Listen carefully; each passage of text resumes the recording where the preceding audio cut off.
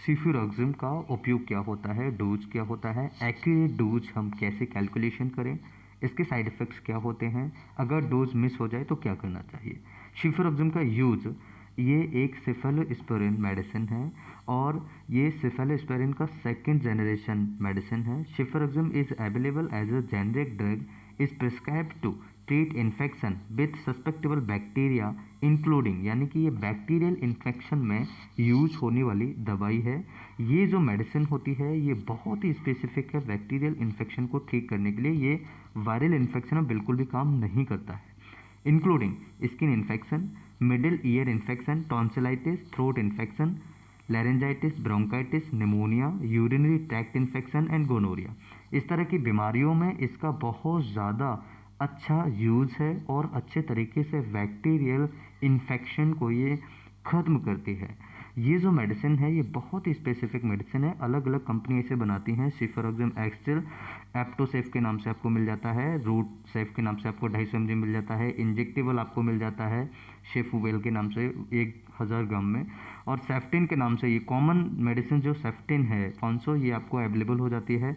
ये आपको सेल्फी के नाम से सिरप अवेलेबल बच्चों के लिए हो जाता है। ये आपको सेफाइम के नाम से बच्चों में सिरप इसका यूज़ बहुत आसानी से आपको अवेलेबल हो जाता है, जो कि किसी भी फार्मास्यूटिकल कंपनी के ज़रिए ये जो मेडिसिन बनाई जाती है वो अलग अलग नाम से आपको अवेलेबल मार्केट में मेडिकल पे हो जाता है। तो सिफिरोक्सिम का जो एक्चुअली नेम होता है ये किस ब्रांड से बिलोंग करता है, ब्रांड नेम सेफ्टिन, ये मोस्ट कॉमनली आपको मार्केट में अवेलेबल हो जाता है।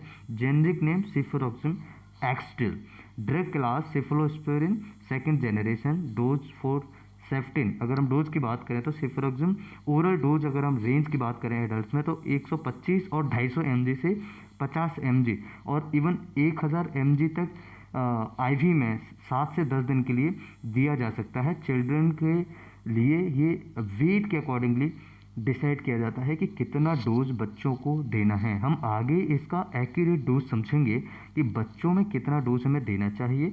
और ड्रग इंट्रैक्शन की बात करें तो देखिए, drug interaction with Ceftin including vaccine, for example typhoid vaccine and ट्रोविनिटा, तो ये जो कुछ दवाइयाँ होती हैं इनके साथ में ये इंट्रैक्शन कर सकती है, वैक्सीन के साथ में इंट्रैक्शन कर सकती है, इसलिए उसके साथ कभी ना लें। सेफ्टिन प्रेगनेंसी में नहीं लेनी चाहिए या फिर ब्रेस्ट फीडिंग के टाइम पर नहीं लेनी चाहिए।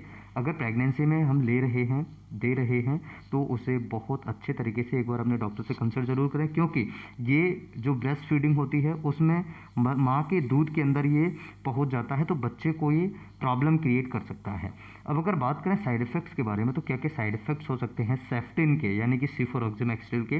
देखिए, कॉमन साइड इफ़ेक्ट्स जो होते हैं वो हो सकता है डायरिया हो, डिजीनेस हो, हेडेक हो, ड्राउजीनेस हो, या हो सकता है पेशेंट को ईचिंग हो रहा हो, या हो सकता है पेशेंट को रैसेस हो रहे हो बॉडी पे, या हो सकता है पेशेंट को नोजिया वोमिटिंग जैसी प्रॉब्लम हो रही हो, या हो सकता है पेशेंट को वोमिटिंग हो जाए, या हो सकता है कि पेशेंट को इसके अलावा एब्डोमिनल पेन हो जाए, या हो सकता है पेशेंट को स्टमक अपसेट हो जाए, या हो सकता है पेशेंट को गैस बनना स्टार्ट हो जाए पेट के अंदर, या हो सकता है पेशेंट को हेडेक होना स्टार्ट हो जाए दवा लेने के बाद में, ईचिंग रैसेस उसको होने लगे, खुजली होने लगे, रैसेस बॉडी पे आने लगे, हाइप्स उसको हो जाए, हो सकता है खांसी होने लगे उस पेशेंट को, हो सकता है स्टिफी नोज उस पेशेंट को हो जाए, हो सकता है कि उस पेशेंट को स्टिफ एंड टाइटनेस मसल्स हो जाए, जो कि बहुत प्रॉब्लम क्रिएट कर सकती है। मसल्स पेन उस मरीज को हो सकता है, जॉइंट्स पेन और स्वेलिंग उस मरीज को हो सकती है, हो सकता है रेस्टलेसनेस उस पेशेंट को लगे, बेचैनी उस मरीज को हो जाए, जो इसके कॉमन साइड इफ़ेक्ट्स हैं।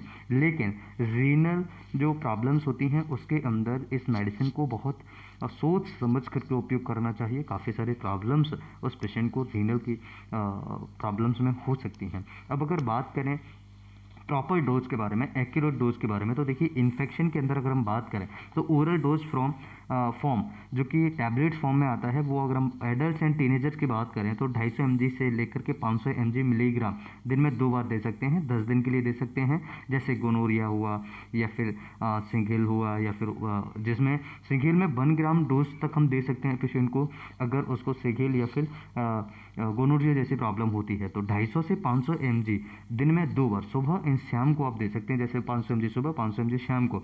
देन अगर बात करें चिल्ड्रंस के बारे में, तो जो टैबलेट्स होती हैं सोलो, वो 250 mg 2 टाइम्स, और 250 mg सुबह, 250 mg शाम को 10 दिन तक हम दे सकते हैं चिल्ड्रंस में। और अगर जो टैबलेट सॉलो नहीं कर सकते हैं उनके लिए ये डोज रिकमेंड नहीं किया गया है।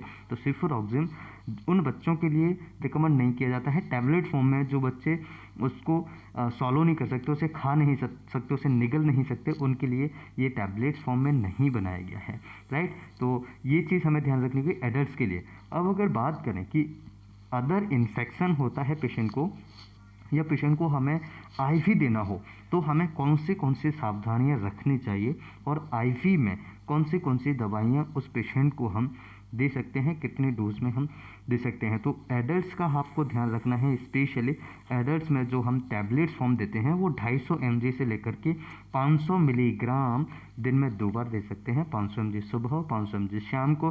तो 1000 ग्राम उस पेशेंट को mg उस पेशेंट को चला जाएगा, जो कि बहुत ही स्पेसिफिक डोज होता है। 1000 ग्राम नहीं, 1000 mg उस पेशेंट को चला जाएगा, जिसे हम 1 ग्राम कहते हैं, राइट। अब ड्रग इंट्रैक्शन जो होता है वो टाइफाइड जैसी प्रॉब्लम्स में ड्रग इंट्रैक्शन हो जाता है, ब्रेस्ट फीडिंग में ड्रग इंट्रैक्शन हो जाता है, जो कि हमने पहले समझा था।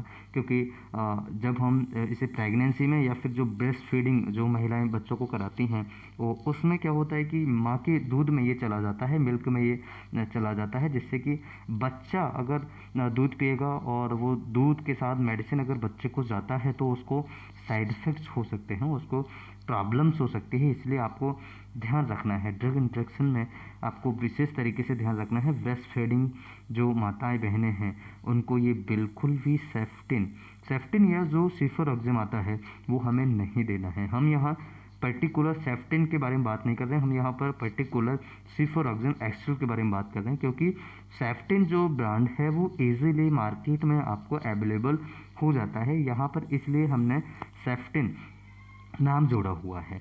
तो आपको सिफोरॉक्सिम याद रखना है। सिफोरॉक्सिम का डोज जो होता है 250 से 500 mg दिन में 2 बार होता है। इसके बैक्टीरियल इन्फेक्शन में बहुत अच्छे यूजेस होते हैं, बैक्टीरियल इन्फेक्शन को अच्छे तरीके से ये ट्रीट करता है। और दूसरा, ये जो मिस डोज हो जाता है इसका, तो मिस डोज में हमें क्या करना चाहिए? तो देखिए, मिस डोज में आपको ध्यान रखना है, if you miss a dose this medicine take it soon as possible. मतलब कि अगर आपका डोज आज चूक गया है तो आप पॉसिबल हो, जितना जल्दी पॉसिबल हो आप उस दूसरे डोज को भी ले लीजिएगा।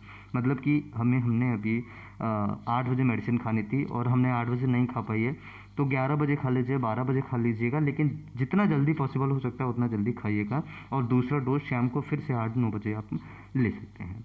आई होप ये वीडियो बहुत ही ज़्यादा हेल्पफुल होगा। इस तरह की और वीडियोज़ देखने के लिए चैनल को सब्सक्राइब करें, हमारी वेबसाइट पर जाएँ। Thank you.